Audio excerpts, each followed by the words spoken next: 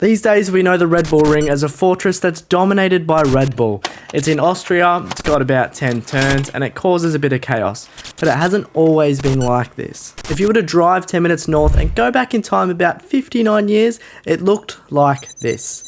And it was called Zaltwig. Far out. And you thought the Las Vegas layout looked bad, didn't you? Didn't you? In the lead up to this track's first Formula 1 race, it held many other motorsport category events. Things like Formula 2 and...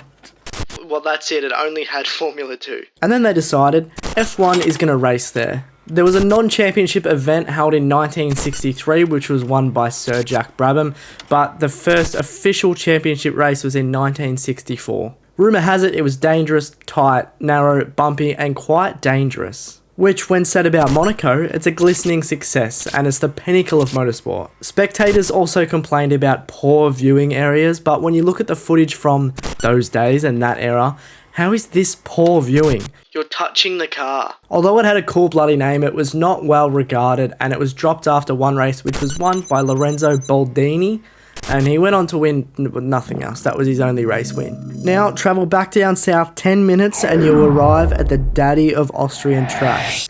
Look at this thing. This track we now know today as the Red Bull Ring or A1 Ring still hasn't hosted a race. From 1970 to 1987, it was hosted at the Ostrich Ring instead. It had the honour in 1975 of being the European Grand Prix, but the rest of the world knew it as the Austrian Grand Prix. As technology advanced and cars got faster, the tracks become more dangerous. After the 1987 race was restarted twice because of crashes on the narrow start-finish straight, the FIA sacked it off and there was no more Austrian Grand Prix. There was little to no protection for the drivers, there was lots of high-speed corners, and there were a lot of restarts because of crashes on that start-finish straight. Austria spent 95 and 96 redoing the track and making it more acceptable for the FIA, and the race was back in 97. This time, it returned as the A1 Ring, and it was a mainstay until 2003 when it was sacked off again. I feel bad for Austrian fans because their Grand Prix is all over the place. Just as they get comfortable, it gets ripped away from them. It's kind of like being an AlphaTauri driver having a dream to race for Red Bull. That's actually kind of fitting because the same year that Jaguar F1 was bought and renamed to Red Bull Racing,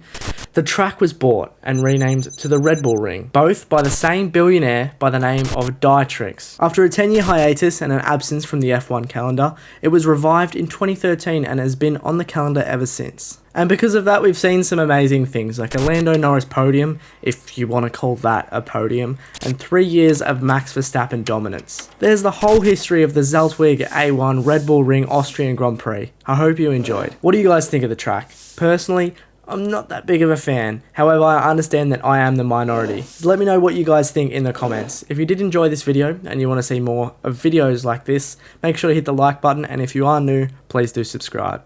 I've been F1 Luke Sam, and you guys have been amazing. Stay safe.